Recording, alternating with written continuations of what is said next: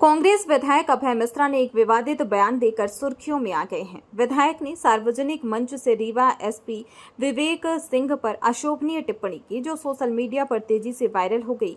उन्होंने कहा कि रीवा एसपी आधा पुरुष और आधा महिला है। कांग्रेस विधायक अभय मिश्रा ने कहा, रीवा एसपी अर्धनारीश्वर हैं, आधा महिला और आधा पुरुष। जिले में अपराध बढ़ गया है, घर घर में शराब बेची जा रही है, युवा नशीली दवाओं के गिरफ्त में आ गया है, पुलिस अपराधियों को संरक्षण दे रही है, एसपी अर्धनारीश्वर हैं। दरअसल वीडियो मंगलवार का है, जहां कांग्रेस पार्टी ने वोट चोरी के मुद्दे पर भाजपा सरकार को घेरने के लिए रीवा से न्याय सत्याग्रह आंदोलन का आगाज किया था। इस आंदोलन में पीसीसी चीफ जीतू पटवारी और नेता प्रतिपक्ष उमंग सिंघार भी शामिल हुए थे। न्याय सत्याग्रह के बाद कमिश्नर कार्यालय के भीतर जाने के लिए पुलिस और कांग्रेस विधायक के बीच धक्का मुक्की भी देखने को मिली थी, जहां दोनों तरफ से हाथापाई की स्थिति निर्मित हो गई थी। इसी दौरान कांग्रेस एमएलए के बोल बिगड़ गए।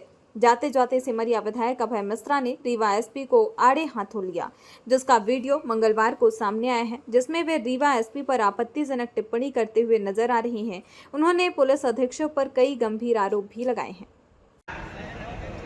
यहाँ पर बच्चों को नशे में धकेल दो, यहाँ पर आप अखबार उठा के देखिए, ऐसा कोई दिन नहीं होगा जब कम से कम 6-7 बलात्कार के केस में, ऐसा कोई दिन नहीं होगा जब 4-5 जगह गोली में चले।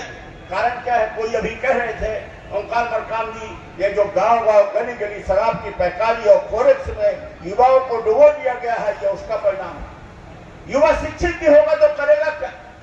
एक भी भर्ती नहीं निकाल रहा है, किसी को कोई रोजगार नहीं है, किसानी में कोई फायदा नहीं है, खाद बीज तुम दे नहीं रहे। गेहूं उपार्जन भारतीय जनता पार्टी के दलालों को, जिनको कार्यकर्ताओं के नाम पर दे रखे हो, वो लूट मार कर रहे हैं। मध्याह्न भोजन, तरह तरह की योजना में उनको लगा रखा है। आज इनसे ये चीजें हटा दे, सरकार हट जाए, ये गुम जाएंगे, ये दिखेंगे नहीं। हमारा तो कांग्रेस पार्टी का कार्यकर्ता 25 साल से सत्ता से दूर है, तब भी इस बरस से पानी में एड़ी लगाकर खड़ा हुआ है हमारे साथ, क्योंकि इनके अत्याचार के खिलाफ लड़ाई करना चाहता है। आज आप देखो गांव-गांव में छोटी-छोटी एफआईआर होती है, जरा सी बात में गांव का इनका कार्यकर्ता जाता है थाने में, किसी को भी फंसा देता है। बड़े-बड़े अपराध होते हैं। मैं यहाँ की एक लिस्ट बनाया हूँ, यहाँ के जो अर्धनारीश्वर एसपी है, आधा महिला आधा पुरुष, उनको तो 25 लाख और 50 लाख महीना शराब के ठेका से बधा बताया देता है। फोरेक्स वाले अध्यक्ष दे देते हैं। उनका एक ही काम है कि कुर्सी न बदल जाए तो माननीय शुक्ला जी की चरण वंदना करो और रीवा को जलने दो। जिसकी इज्जत लूट लेनी हो, जिसको गोली मार देनी हो, मार दो, लेकिन उनकी कुर्सी बची रहे। और शुक्ला जी के इशारे पर जितने बोलने वाले लोग हैं, कांग्रेस को लोग हैं, उनमें मुकदमे लगाओ, और जितने बड़े अपराधी हैं भले वो 302 कर दे, जांच के नाम पर उनका नाम अलग कर दो। ये मैं जो कह रहा हूँ, आप लोग गांव-गांव के लोग इस चीज को महसूस कर रहे होंगे, यहाँ किस तरह चल रहा। यहाँ एक और धंधा, अगर किसी बच्चे के ऊपर 2 एफआईआर हो गई और उसने कांग्रेस का झंडा पकड़ लिया या हमारे साथ फोटो खिंचवा लिया कांग्रेस जी के साथ, तुरंत थानेदार उसको एक नोटिस देता है और उसके ऊपर एक जिला बदल का प्रकरण बनाता है। फिर वो एसपी के पास जाता है, फिर ये इनके दलाल जाते हैं कि चल के भैया जी से, मैंने मुन्ना मैनेजर साहब से, मंत्री जी से मिल लो, उनकी शरण में चले जा। फिर वो आशीर्वाद देते हैं, तो वहीं सब खत्म हो जाता है।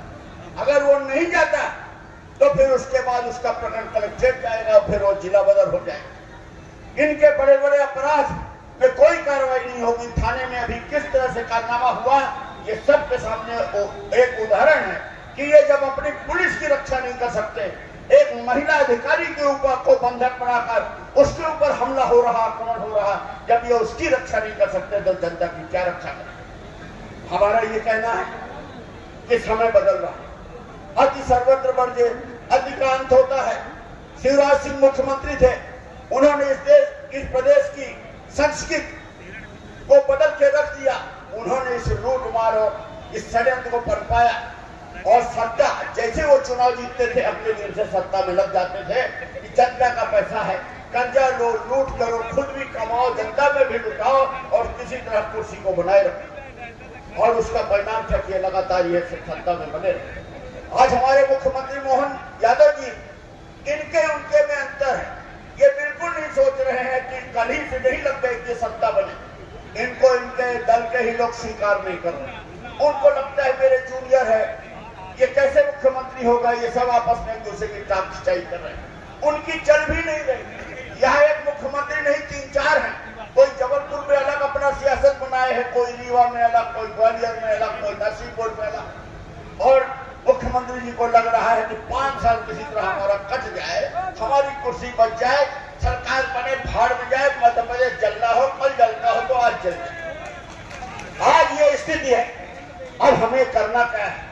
हमारे लिए एक अवसर है, हमारे लिए अवसर है। ये जो पाप करें, जो इनके क्रियाकलाप हो, हम उसके खिलाफ इसी तरह हल्ला बोलेंगे, इसी तरह कांग्रेस कार्यक्रम करेगी।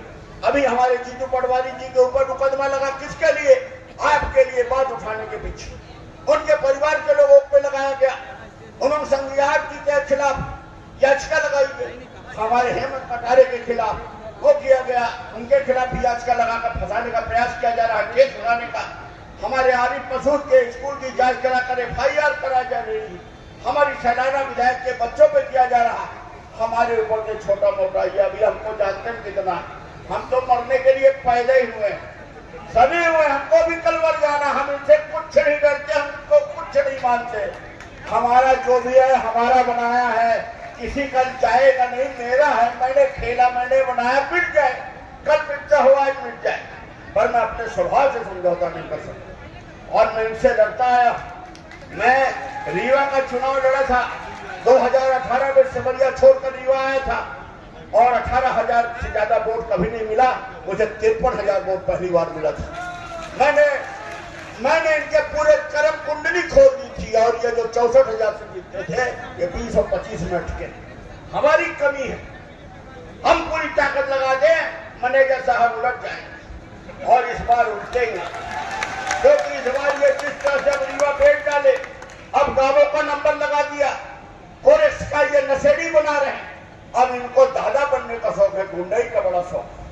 2018 के बाद आप देखिए, थाने में जो नजरबंद बदमाश थे, जो जिनका जिला बदल था, जो निगरानी शुदा बदमाश थे, आपको उनकी गाड़ियों में मिलेंगे। 24 घंटा उनसे ये दादागिरी करवाएंगे, उनको बचाएंगे, उनसे अवैध कृत्य कराएंगे। रीवा की जनता सब देख रही है। और जो ये कर्म कर रहे हैं ना, ये दूसरों के कंधे में बंदूक रख के, रीवा का आदमी इतना बच्चा नहीं है, सब समझता है कि इसके पीछे गुरु घंटाल कौन है और इस गुरु घंटाल को दंड मिलेगा। और इन्होंने लूट लिया, इनका डीएनए में पैसा कमाना है। ये जैसे कहते हैं ना, अभिमन्यु ने पेट में रहते हुए चक्रव्यूह सीख लिया था, ऐसे ये तो डीएनए से ठेकेदार है। ऐसा कोई निर्माण नहीं है जिसमें इनका पैसा ना हो। संगरिया तो नाम बदनाम है, वो तो मुखौटा है, चाहे असली माल तो इनके पास है। फ्रीडम सप्रेशन का 3,000 करोड़ आज तक खत्म नहीं हुआ। RDSS